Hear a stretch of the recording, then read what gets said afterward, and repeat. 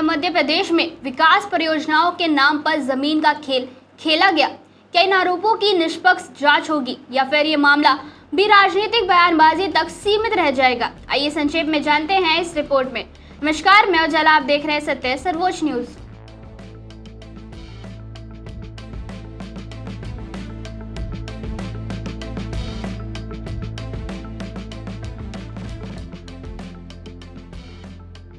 मध्य प्रदेश की राजनीति में इन दिनों एक ऐसा विवाद खड़ा हो गया है जिसने सत्ता और विपक्ष के बीच टकराव को नई धार दे दी है। दरअसल कांग्रेस ने मुख्यमंत्री मोहन यादव और उनके परिवार पर जमीन खरीद को लेकर गंभीर आरोप लगाए हैं। विपक्ष का दावा है कि मुख्यमंत्री, उनके परिवार के सदस्यों और उनसे जुड़ी रियल एस्टेट कंपनियों ने उन इलाकों में बड़े पैमाने पर जमीन खरीदी है जहां आने वाले वर्षों में सड़क, औद्योगिक, धार्मिक और शहरी विकास परियोजनाओं का सबसे ज्यादा असर पड़ने वाला है। बता दें, विवाद की शुरुआत द इंडियन एक्सप्रेस की एक विस्तृत रिपोर्ट से हुई है। रिपोर्ट के मुताबिक 13 दिसंबर 2023 को मुख्यमंत्री पद की शपथ लेने के बाद से दिसंबर 2025 तक मोहन यादव के परिवार और उनसे जुड़ी कंपनियों ने कम से कम 137 भूखंड खरीदे हैं। इन भूखंडों का कुल क्षेत्रफल लगभग 168 एकड़ बताया गया है, जबकि इनकी अनुमानित कीमत करीब 45 करोड़ रुपए बताई गई है। रिपोर्ट में दावा किया गया है कि इन जमीनों का बड़ा हिस्सा उज्जैन और उसके आसपास के उन क्षेत्रों में स्थित है जहां सरकार ने सड़क परियोजनाओं की घोषणा की है या फिर जहां उज्जैन मास्टर प्लान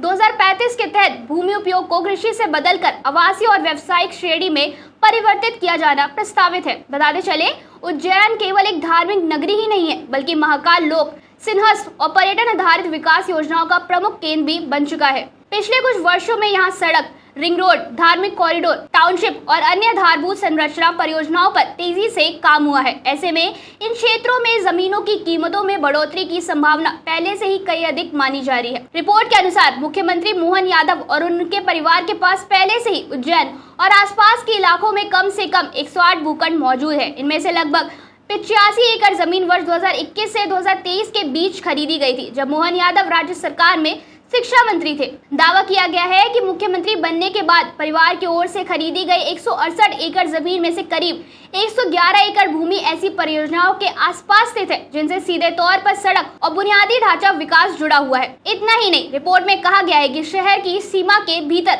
लगभग हर उस क्षेत्र में परिवार की जमीन मौजूद है जहां मास्टर प्लान 2035 के तहत भूमि उपयोग में बदलाव प्रस्तावित है। अब इसी मुद्दे को लेकर कांग्रेस ने भाजपा सरकार पर तीखा हमला बोला है। कांग्रेस के राष्ट्रीय महासचिव जयराम रमेश ने सोशल मीडिया पर आरोप लगाया है कि मध्य प्रदेश में लूट का इंजन पूरी रफ्तार से चल रहा है और इस पूरी प्रक्रिया के मास्टरमाइंड खुद मुख्यमंत्री है। वहीं प्रदेश कांग्रेस अध्यक्ष जीतू पटवारी ने भोपाल में प्रेस कॉन्फ्रेंस कर जमीनों का कथित ब्यौरा सार्वजनिक किया।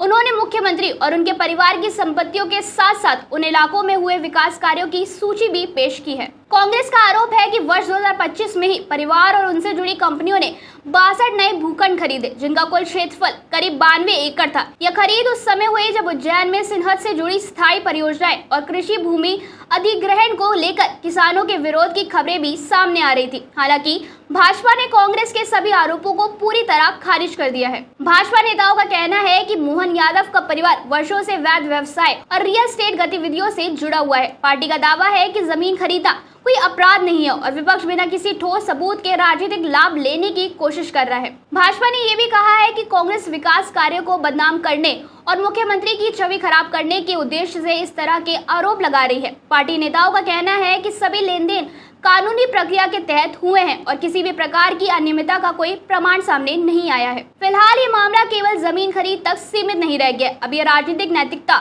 हितों के टकराव और सत्ता में बैठे लोगों की जवाबदेही जैसे बड़े सवालों से जुड़ चुका है। विपक्ष जांच की मांग कर रहा है जबकि सत्ता पक्ष आरोपों को राजनीतिक साजिश बता रहे हैं। लेकिन सवाल अब भी वही है कि विकास की दौड़ में जमीन का खेल भी शामिल था। आपको क्या लगता है? कमेंट करके जरूर बताएं और ऐसी ही खबरों के लिए देखते रहिए सत्य सर्वोच्च न्यूज और चैनल को सब्सक्राइब करना ना भूलें। धन्यवाद। जय हिंद।